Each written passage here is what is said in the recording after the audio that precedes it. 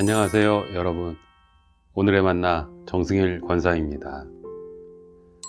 기도는 하나님과의 교제이며 대화입니다. 자신의 문제에 대해 숨김없이 고백하는 인간으로서 가장 숭고하고 아름다운 행위입니다.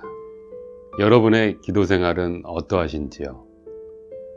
매일의 삶에서 어떤 시간을 할애해서 기도하고 계신가요? 기도에 대해 어려움을 겪고 계신가요? 많은 분들이 그러할 것입니다. 저도 새벽 기도를 하고 있지만 막상 기도가 시작되면 이런저런 이야기와 예전에 했던 말과 같이 미사오구를 늘어놓을 때가 있습니다. 중언부언 말이죠. 기도하는 것은 연습이 필요합니다. 규칙적인 습관도 필요합니다. 때론 기도를 기록하고 말씀도 암기하며 묵상해야 합니다. 한마디로 공부해야 합니다. 그렇게 꾸준히 기도 생활을 하다 보면 분명 우리의 기도 생활을 향상시킬 수 있고 내 마음의 중심이 하나님을 향해 있음을 발견하게 되실 것입니다. 오늘 본문 말씀 중에서 먼저 마태복음 6장 6절 말씀을 살펴볼까 합니다. 너는 기도할 때 내 골방에 들어가 문을 닫고 은밀한 중에 계신 내 아버지께 기도하라. 은밀한 중에 보시는 내 아버지께서 갚으시리라. 아멘. 당시 바리새인들은 사람에게 보이려고 회당과 큰 거리 어귀에 서서 자신을 자랑하며 기도하기를 좋아했습니다. 예수께서는 사람에게 보이려고 기도하지 말라고 가르침을 주시며 우리에게 골방에 들어가서 기도하라고 하십니다. 그럼 나의 골방은 어디인가요? 조그만 방일 수도, 침실일 수도, 다락방일 수도 있습니다. 골방은 조용하고 깊은 묵상이 가능하며 하나님과 1대1로 교제할 수 있는 내밀한 처소. 모든 것과 단절하고 오직 하나님과 은밀한 대화를 나눌 수 있는 공간을 의미하는 것입니다. 이번엔 문을 닫고 기도하라고 하십니다. 왜일까요? 자신의 방문을 닫는다는 것은 잠시나마 오직 자신과 하나님 이외에는 어떠한 개입을 불허한다는 뜻인 동시에 순결한 영혼의 교제만이 있을 뿐임을 암시합니다. 그렇게 세상 근심, 걱정 내려놓고 하나님과의 대화에 집중하고 충실하라는 말씀인 것입니다. 그래야 은밀히 계시는 하나님을 볼 수 있고 순수하고 정결한 마음으로 하나님과 대화를 이어나갈 수 있게 됩니다. 그리고 우리에게 이렇게 약속하십니다. 은밀한 중에 보시는 내 아버지께서 갚으시리라. 오늘 예수님은 유대인이 하나님께 드리는 종교적 행위인 구제, 기도, 금식에 대해 말씀하시며 사람의 칭송을 받기 위해 드러내어 선을 행하는 행위를 경고하시며 가르치십니다.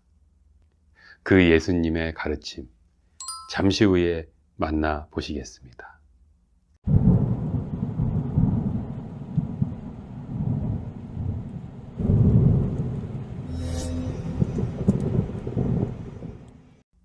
오늘 우리에게 주신 만나는 마태복음 6장 1절로 6절 말씀과 16절로 18절 말씀입니다.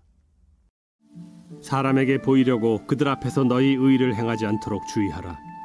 그리하지 아니하면 하늘에 계신 너희 아버지께 상을 받지 못하느니라. 그러므로 구제할 때 외식하는 자가 사람에게서 영광을 받으려고 회당과 거리에서 하는 것 같이 너희 앞에 나팔을 불지 말라. 진실로 너희에게 이르노니 그들은 자기 상을 이미 받았느니라. 너는 구제할 때 오른손이 하는 것을 왼손이 모르게 하여 내 구제함을 은밀하게 하라. 은밀한 중에 보시는 너희 아버지께서 갚으시리라. 또 너희는 기도할 때 외식하는 자와 같이 하지 말라. 그들은 사람에게 보이려고 회당과 큰 거리 어귀에 서서 기도하기를 좋아하느니라. 내가 진실로 너희에게 이르노니 그들은 자기 상을 이미 받았느니라. 너는 기도할 때 네 골방에 들어가 문을 닫고 은밀한 중에 계신 내 아버지께 기도하라. 은밀한 중에 보시는 내 아버지께서 갚으시리라. 금식할 때 너희는 외식하는 자들과 같이 슬픈 기색을 보이지 말라. 그들은 금식하는 것을 사람에게 보이려고 얼굴을 흉하게 하느니라. 내가 진실로 너희에게 이르노니 그들은 자기 상을 이미 받았느니라. 너는 금식할 때 머리에 기름을 바르고 얼굴을 씻으라. 이는 금식하는 자로 사람에게 보이지 않고 오직 은밀한 중에 계신 내 아버지께 보이게 하려 함이라.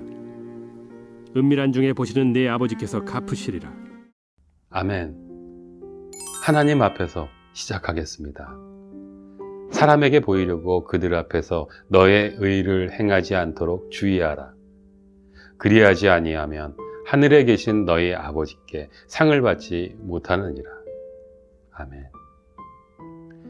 먼저 숲을 보고 나무를 살펴보겠습니다. 산상수훈이라는 설교에서 예수께서는 먼저 8가지 복으로 그리스도인이 성품의 필수 요소가 무엇인지 말씀하시고, 이어서 그리스도인들이 이 성품을 통해 선한 영향력을 끼쳐야 함을 소금과 빛의 비유를 통해 말씀해 주셨습니다.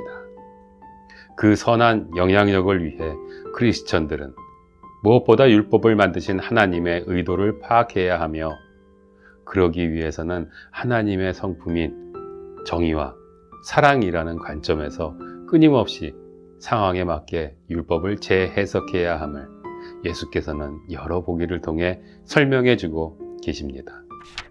마태복음 6장에서도 의로운 삶에 대한 가르침이 이어집니다. 우리는 의롭게 살아야 합니다. 그런데 매우 중요한 주의사항이 있습니다. 사람에게 보이려고 해서는 안 된다는 것입니다. 이 가르침을 주시기 위해 예수께서는 3가지 예를 사용하십니다. 구제, 기도, 금식입니다. 우리는 기도함으로 하나님을 사랑하고 구제함으로 이웃을 사랑합니다. 그리고 금식을 함으로 자신을 낮추고 부인하는 경건을 연습합니다.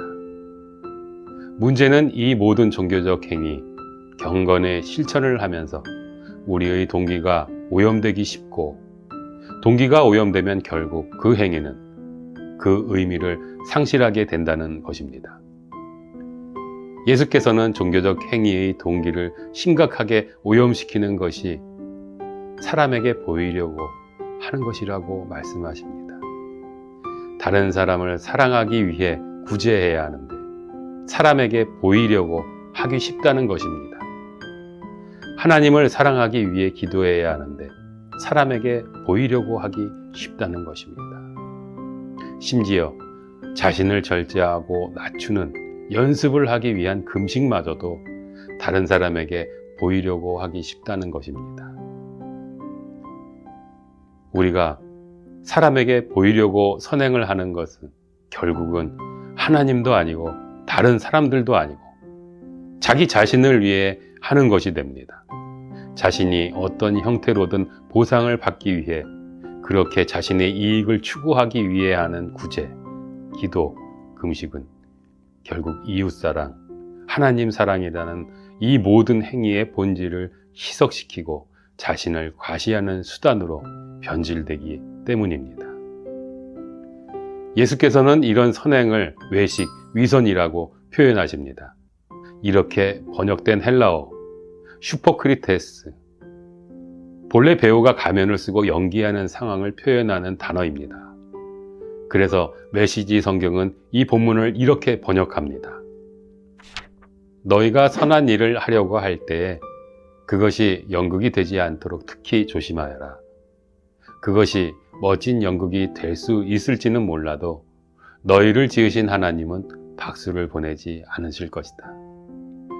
그래서 사용하게 된 표현이 은밀하게 하라는 것입니다.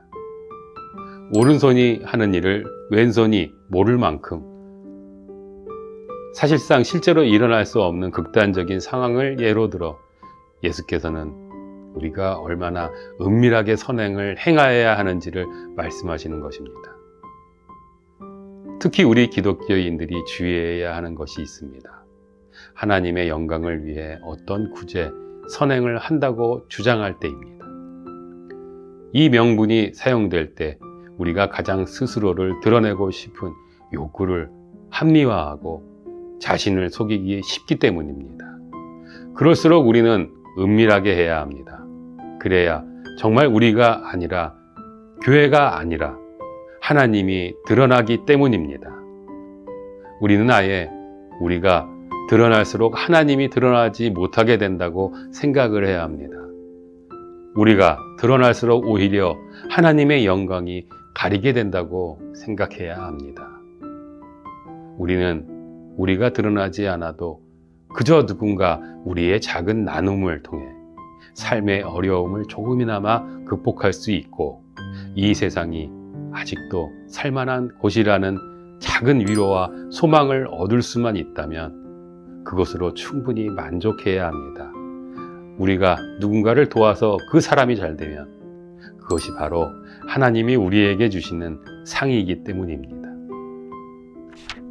이러한 원리는 기도와 금식이라는 개인적인 경건 훈련에 있어서도 마찬가지로 적용됩니다. 우리는 기도와 금식을 하면서도 다른 사람을 의식해서 마치 가면을 쓰고 연기하는 것과 같이 자신을 과시하기 쉽다는 것입니다. 그래서 예수께서는 처방전을 주십니다. 기도할 때는 골방으로 들어가 기도해라. 금식할 때는 아무도 내가 금식을 하는 것을 알아채지 못하도록 평소와 똑같이 행동해라. 그래야 그 기도와 금식의 본질이 훼손되지 않는다는 말씀입니다. 실제로 이렇게 실천하는 것은 쉽지 않습니다. 아무리 다른 사람의 시선을 의식하지 않으려 해도 순수한 사랑으로 어떤 일을 하려고 해도 타락한 우리가 자꾸 자신을 드러내고 싶고 인정받고 싶고 보상을 받고 싶은 것은 마치 중력과 같이 자연스러운 힘입니다. 그래서 사람을 의식하지 않겠다고 노력하는 것만으로는 부족합니다. 그럴수록 우리는 사람을 의식하게 될 수 있습니다. 우리는 생각의 방향을 바꿔야 합니다. 다른 사람을 의식하지 않겠다고 하기보다는 하나님을 의식하는 연습을 해야 합니다. 오늘 말씀 역시 그런 방향의 처방전을 써주십니다. 구제, 기도, 금식, 세 영역 모두에 있어서 예수님은 같은 결론을 내리십니다. 마태복음 6장 4절, 6절, 18절 은밀한 중에 보시는 너의 아버지께서 갚으시리라 라고 3번 반복해서 말씀하십니다. 가끔 우리 하나님은 숨어 계시는 하나님이라는 말씀을 드립니다. 우리 하나님은 숨어 계신 것처럼 보이지만 다 보고 계시고 다 알고 계시고 무엇보다도 다 갚아주시는 하나님이십니다. 우리가 그런 하나님을 의식하면 의식할수록 사람을 의식하지 않게 됩니다. 오늘 나눈 말씀의 제목은 하나님 앞에서 코람데오입니다. 우리가 언제 어디서 무엇을 하든지 우리는 하나님 앞에서 살아간다는 고백입니다. 우리의 구제와 기도, 금식이 우리의 모든 종교 행위가 아니 나아가 우리의 모든 삶이 하나님 앞에서 이루어진다는 의식이 깊어질수록 우리는 진정성 있는 삶을 살아가게 됩니다. 하나님 앞에서의 삶은 다른 말로 하나님의 임재를 연습하는 삶이라고 할 수 있습니다. 우리는 우리의 기도가 끝난 뒤에는 침묵하면서 하나님의 음성에 귀를 기울이는 시간이 필요합니다. 그 시간은 우리에게 하나님의 임재를 경험하는 시간이 되기도 합니다. 침묵의 시간은 우리 몸과 마음의 감각이 하나님의 임재를 향해 열리는 시간이기 때문입니다. 침묵하면서 몸의 힘을 빼고 마음의 힘을 빼고 하나님의 임재를 의식합니다. 기독교 영적 전통에서는 호흡을 의식하며 그 호흡 속에 하나님의 임재에 초점을 맞추는 것이 도움이 된다고 우리에게 전해줍니다. 이렇게 하나님의 임재를 연습을 하고 우리는 그 임재의 경험을 가지고 일상에서, 세상에서 살아갑니다. 언제나 항상 모든 곳에 임재하시는, 무엇보다 내 안에 현존하시는 하나님과 함께 살아가는 것입니다. 하나님 앞에서 뿐만 아니라 하나님 안에서 살아갑니다. 그렇게 코람데오의 의식, 하나님 임재를 의식하며 살아가는 우리 모두가 되기를, 그래서 지금보다 더욱 진정한 의미와 아름다움으로 가득한 삶을 살아가는 우리 모두가 되기를 우리 주님의 이름으로 여러분을 축복합니다. 한 주간도 주님으로 살아가는 주인공이 되시길 기원합니다. 다음 주에 뵙겠습니다. 감사합니다.